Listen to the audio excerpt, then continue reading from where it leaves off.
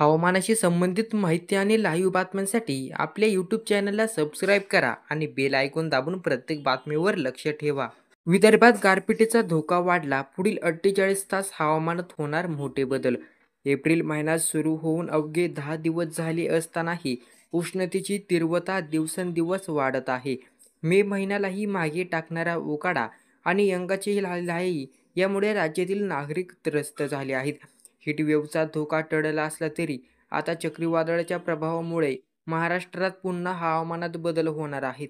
हवामान विभागाच्या माहितीनुसार अरबी समुद्रात कमी दाबाचा पट्टा झाल्याने विदर्भ, मराठवाड्यातील काही भागांना गारपिटीचा धोका आहे. नांदेड, लातूर, धाराशिव, चंद्रपूर, गडचिरोली, गोंदिया, नागपूर, वर्धा आणि यवतमाळ या जिल्ह्यांमध्ये वादळी वाऱ्यासह गारपीट होण्याची शक्यता असा इशारा वर्तवण्यात आलेला आहे. कोकणातही हवामान बदलणार आहे. 13 आणि 14 एप्रिल रोजी सिंधुदुर्ग जिल्ह्यात विजांसह कडकडासह हलक्या सरींचा पावसाचा अंदाज आहे. उत्तर महाराष्ट्रातील जळगाव तसेच पश्चिम महाराष्ट्रामधील कोल्हापूर, सातारा, सांगली आणि पुण्याच्या काही भागामध्ये वादळी वाऱ्यासह पावसाची शक्यता वर्तवण्यात आली.